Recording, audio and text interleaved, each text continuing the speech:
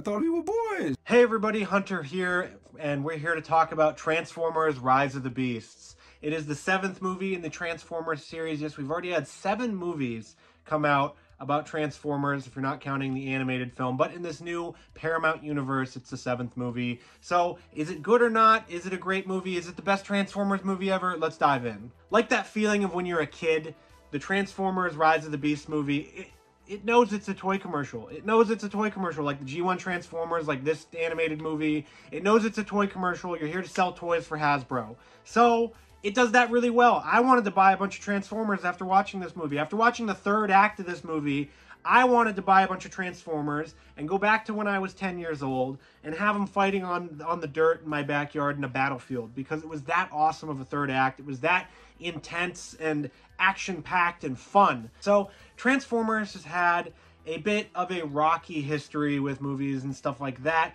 You can have this Transformers set that features all 6 movies, and they vary from differing degrees of quality over the course of the series. Transformers, the first movie, is pretty good. Bumblebee is excellent.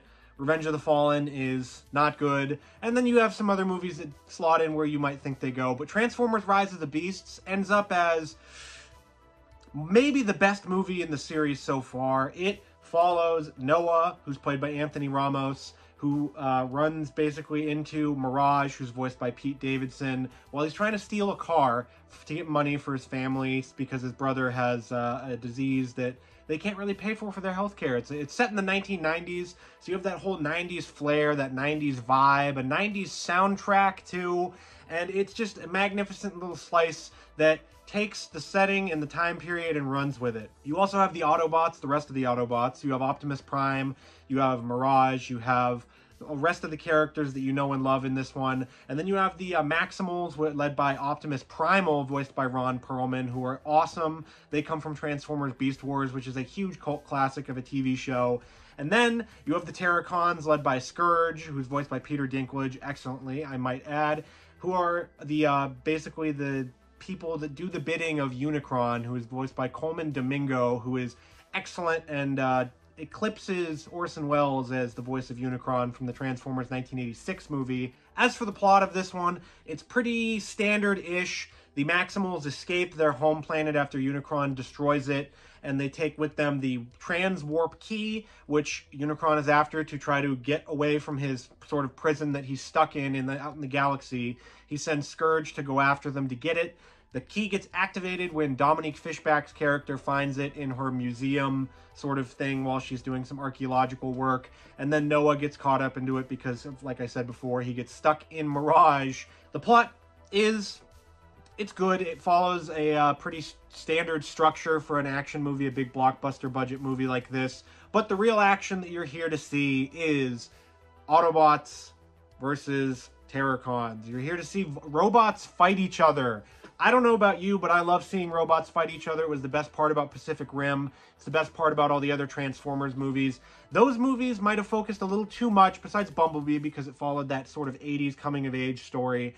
Those movies might have focused a little too much, or a lot too much, depending on who you ask, on that human element. So you don't have a gigantic asshole like Sam Witwicky as the sort of main character here. Noah is a very personable, very awesome, very easy to root for, charismatic lead actor, lead role that you get here from him. The rest of the human characters sort of fall in line. Dominique Fishback's character is just kind of there to advance the plot. It's kind of crappy because she's such a talented actress that she's getting stuck with this kind of role, but it's in a big budget movie, so, you know, who knows? She took it, she took the money, and there you go. But the role that she's given is that of the plot advancer. She does a good job of giving us exposition about stuff and the sort of historical stuff in the movie. Speaking of that exposition, it's filled with it. You get a lot of it as you go through. It's one of the detractors from this film that they don't show you, they just tell you things. And so it's just like, here's what's happening, here's all the stuff, here it is, blah, blah, blah, blah, blah, blah, blah, blah, blah. And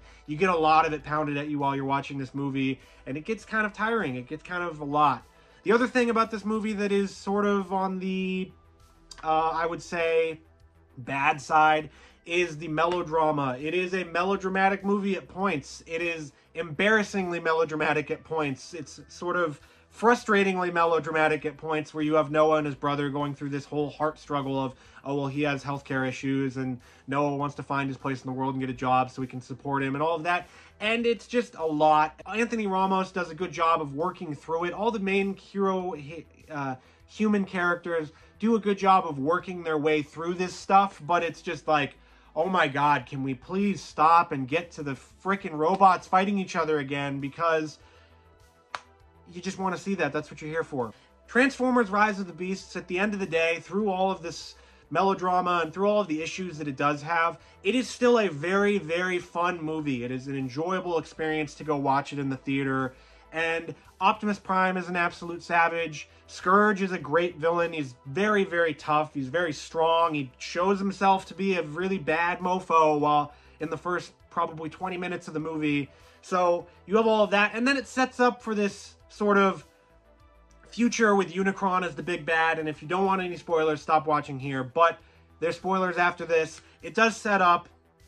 I'll wait for the people who want... Okay, it sets up G.I. Joe and Transformers being in the same universe. G.I. Joe and Transformers. This is what we've all wanted. This is what we did when we were 10 years old playing in the backyard. We had our G.I. Joes, we had our Transformers, and we thought, hey, that would be pretty cool to put these two together, right? Let's have them fight. That's what this movie is setting up. And so it's not a post-credit scene, it's the end of the movie. It feels like very much like a post-credit scene almost, the way that it's set up. But it does that. Anthony Ramos' character Noah gets recruited by the G.I. Joes. So hopefully we'll get something like that. Hopefully this movie does well enough to give us a G.I. Joe and Transformers crossover, because God knows that would be awesome. The movie is awesome. I'm just going to say, if I had to give it a rating, I'm going to give it a 90 out of 100. It's very enjoyable. It's a very rewatchable movie. The third act was great. It has one of the best needle drops of all time with Mama Gonna Knock You Out by LL Cool J, and it's great. It's a great little movie that's a big movie that hopefully it does well at the box office, because I want to see more of this. It sheds that skin of the Michael Bay universe and throws that off into space, and Unicron sucks it up and eats it and craps it out. And you get this movie with a new coat of paint, some new Autobots, some new wrinkles. Check out Transformers Rise of the Beasts in theaters on June 9th. Make sure to go see it if you're a Transformers fan. You won't regret it. And if you like more Transformers stuff and you want to see me unbox this Transformers 4K Steelbook set, check out this video to check that out.